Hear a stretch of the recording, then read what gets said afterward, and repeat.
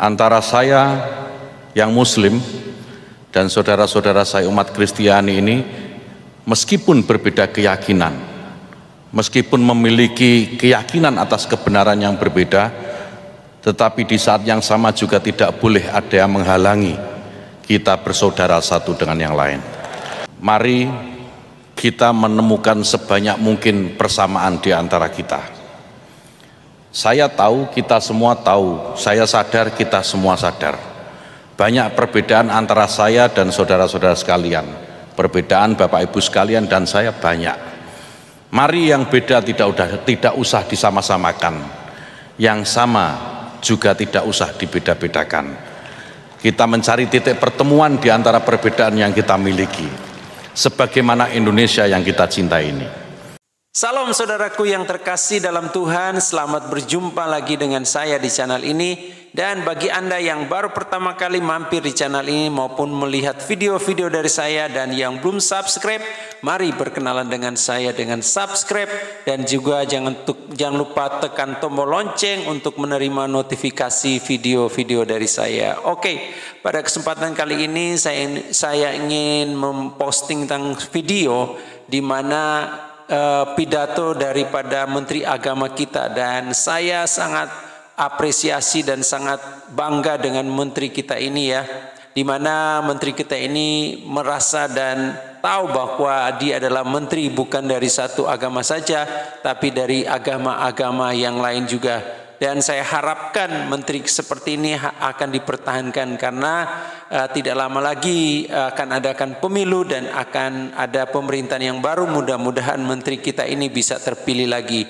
Oke, puji Tuhan, dan kita akan melihat pidatonya ini, dan pidato ini sangat bagus sekali. Dan biarlah pidato ini akan diterapkan di dalam penerapan keagamaan di Indonesia. Mari kita simak bersama-sama. Selamat sore, salam sejahtera untuk kita semua. Yang saya hormati Ibu Dirjen Bimas Kristen, Ibu Jane Mary Tulung. Yang saya banggakan Sekretaris Umum Persekutuan Gereja-Gereja Indonesia, Pendeta Jeki Manuputi. Masih main badminton Pak Pendeta? Yang kami hormati Ketua Umum Sinode Gereja Bethel Indonesia, Pendeta Rubin Adi Abraham, dan Bapak Ibu sekalian yang tentu tidak bisa satu persatu tanpa mengurangi rasa hormat saya kepada Bapak Ibu sekalian, saudara-saudara umat Kristiani yang dikasihi. Yang pertama, mari kita panjatkan puji syukur kehadirat Tuhan Yang Maha Kuasa. Kita dipertemukan sore hari ini dalam suasana yang sungguh menggembirakan dan di luar dugaan saya, karena saya pikir acaranya ya biasa-biasa saja gitu. Ternyata acara sore ini luar biasa, banyak pakai baju adat.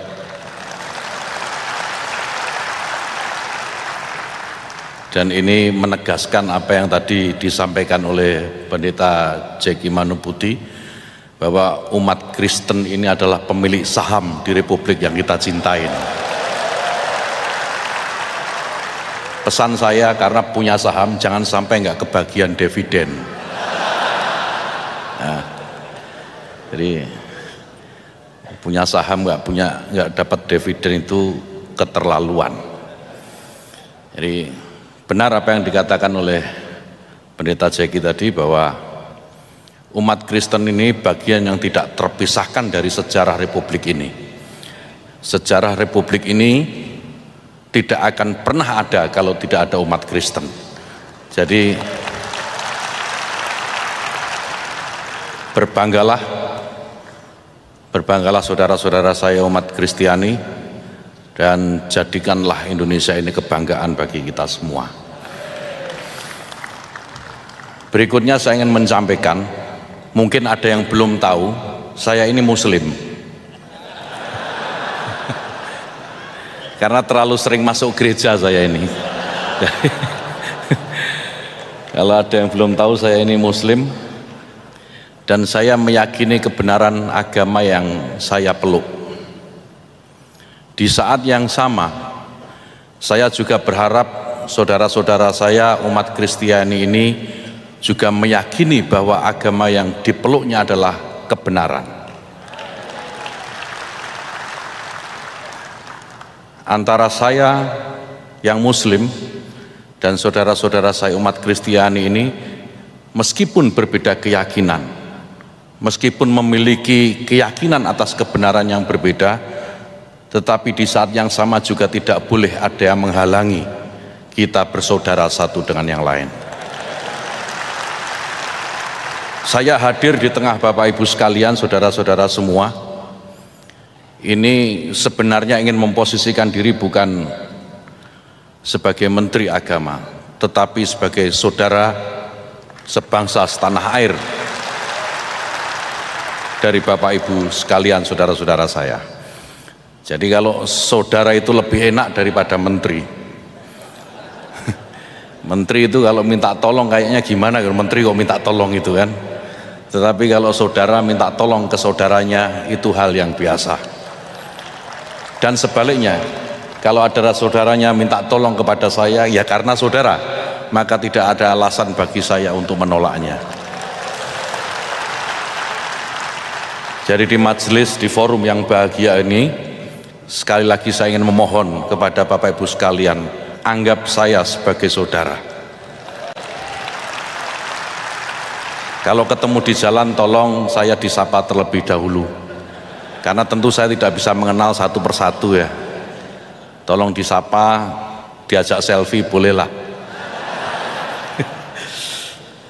Saya berbahagia Bapak Ibu sekalian sekali lagi, dan mari kita memohon kepada Tuhan, Indonesia ini juga menerima rahmat kebahagiaan dari kebahagiaan yang kita rasakan sekarang ini.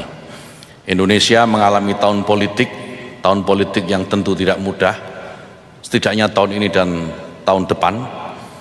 Maka kebahagiaan yang kita rasakan sekarang, mari kita tularkan kepada bangsa kita, kepada negeri kita, sehingga Indonesia memasuki tahun-tahun politik yang mungkin kalau bahasa presiden ini hangat-hangat kuku, sedikit memanas gitu ya, karena kebahagiaan, keceriaan saudara-saudara umat Kristiani ini, Indonesia akan tetap baik-baik saja. Bapak Ibu sekalian, saudara-saudara yang saya cintai, mari kita menemukan sebanyak mungkin persamaan di antara kita. Saya tahu, kita semua tahu, saya sadar, kita semua sadar, banyak perbedaan antara saya dan saudara-saudara sekalian. Perbedaan Bapak Ibu sekalian dan saya banyak. Mari yang beda tidak usah disama-samakan, yang sama juga tidak usah dibeda-bedakan. Kita mencari titik pertemuan di antara perbedaan yang kita miliki, sebagaimana Indonesia yang kita cintai ini. Bapak Ibu sekalian yang saya hormati, di banyak kesempatan saya selalu sampaikan, tata negara yang bernama Indonesia ini memiliki takdir yang tidak bisa ditolak, yaitu takdir kebinekaan dan takdir keragaman. Indonesia ini merdeka, Indonesia ini bisa berjaya sampai hari ini bukan karena perjuangan satu kelompok, satu golongan atau satu agama saja, tetapi semua kelompok, semua golongan, semua agama yang ada di Indonesia ikut berjuang memerdekakan negeri ini. Ciri-ciri kodrati seperti ini Bapak Ibu sekalian adalah sumber kekuatan Indonesia. Jadi kalau ada kelompok yang menginginkan Indonesia menjadi satu ragam saja, itu sama artinya dia ingin menghancurkan Indonesia. Siapapun yang ingin menghancurkan Indonesia, kita sekali lagi sebagai pemilik saham atas negeri ini harus yang pertama kali melawan mereka.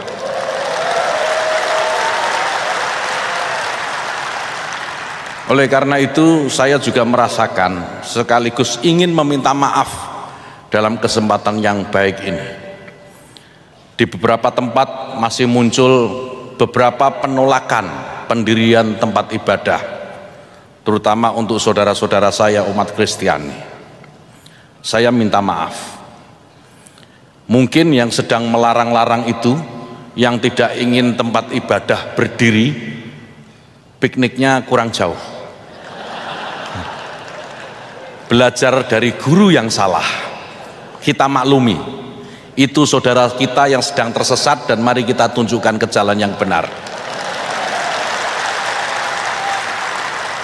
Kami pemerintah sedang berusaha, sedang merumuskan sebuah peraturan.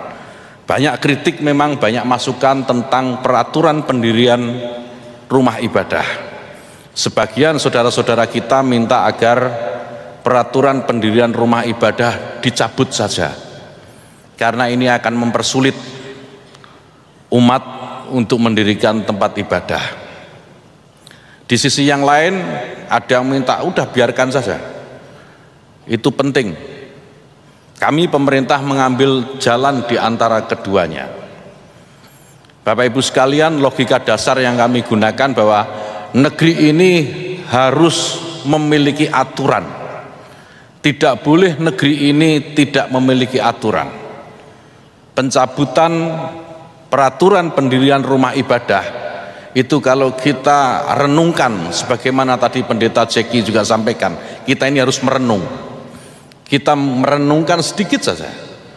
Kalau tidak ada peraturan mendirikan rumah ibadah, maka di mana satu agama mayoritas, ya, itu nanti isinya di tempat itu ya rumah ibadah agama itu saja. Sebut misalnya di Jawa Barat ini mayoritas Muslim. Kalau tidak ada aturan pendirian rumah ibadah, maka di sepanjang jalan, di sepanjang wilayah satu daerah itu, sepanjang mata kita memandang, yang ada hanya rumah ibadah umat Islam saja. Sebaliknya nanti di Sulawesi Utara yang mayoritas umat Kristiani di sana, maka yang kita lihat sepanjang jalan, sepanjang mata kita memandang ya hanya gereja saja. Dan ini Bapak Ibu sekalian sama sekali tidak mencerminkan kebinekaan, tidak mencerminkan keindonesiaan, dan tidak mencerminkan takdir kita sebagai sebuah bangsa yang memang beragam. Oleh karena itu, pemerintah sekarang sedang merumuskan peraturan mendirikan rumah ibadah yang mempermudah peraturan sebelumnya. Tetap diatur, tetapi bagaimana peraturan ini bisa mempermudah setiap umat beragama yang ingin mendirikan rumah ibadah. Peraturan yang lama, Bapak Ibu sekalian, untuk mendirikan rumah ibadah itu ada 2 rekomendasi yang harus dipenuhi. 1 rekomendasi dari FKUB, yang kedua rekomendasi dari Kementerian Agama. Di peraturan yang baru kami usulkan kepada Presiden agar pendirian rumah ibadah itu hanya cukup 1 rekomendasi saja, tidak perlu ada rekomendasi FKUB. Cukup rekomendasi dari Kementerian Agama saja.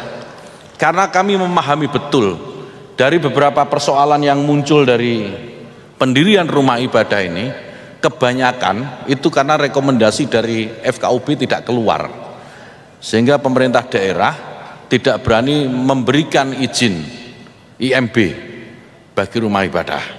Nah, ini kita buat sedemikian rupa sehingga aturan tetap ada, tetapi aturan ini mempermudah, tidak mempersulit seperti sekarang. Nah, kepada saudara-saudara umat Kristiani, saya mohon doa agar peraturan ini segera terbit dan kita hidup beragama di bangsa yang majemuk, di bangsa yang berbineka ini juga semakin tenang dalam menjalankan keyakinan kita. Bapak Ibu sekalian, yang terakhir saya ingin mengingatkan kepada kita, selain sebagai rumah besar, selain kita memiliki saham atas negeri ini, saya ingin mengajak Bapak Ibu sekalian, mari kita jadikan Indonesia ini sebagai martabat kita semua. Kalau kita memiliki martabat, martabat kita ini diganggu, martabat kita ini diinjak-injak oleh yang lain, maka tidak ada pilihan buat kita selain melawan itu. Jadi kalau ada yang ingin merusak atau mengganggu martabat kita yang namanya Indonesia, Mari kita bersama-sama melawannya. Tidak peduli agamanya apa. Tidak peduli. Kalau yang mengganggu martabat kita sebagai sebuah bangsa ini agama tertentu, sudah nggak peduli. Kalau mengganggu Islam ya kita lawan sama-sama. Kalau mengganggu Kristen kita lawan sama. Karena ini martabat kita Indonesia ini. Indonesia beragam. Indonesia beragam dan keberagaman itu adalah kekuatan bagi Indonesia. Tidak akan ada Indonesia jika tidak ada Islam. Tidak akan ada Indonesia jika tidak ada Kristen. Tidak ada Indonesia jika tidak ada Katolik, tidak ada Hindu, tidak ada Buddha, tidak ada Konghucu dan seterusnya. Mari kita jaga bersama-sama. Saya yakin jika kita semua yang ada di sini memiliki keyakinan yang sama atas martabat kita sebagai sebuah bangsa, maka Indonesia akan baik-baik saja. Siapapun yang akan memimpin nanti. Bapak Ibu sekalian, terima kasih. Oke, pidato yang sangat bagus sekali ya. Tapi saya harapkan ini bukan hanya menjadi suatu pidato yang disampaikan kepada hamba-hamba Tuhan dan umat Kristiani, tapi benar-benar akan dilaksanakan di dalam pemerintahannya.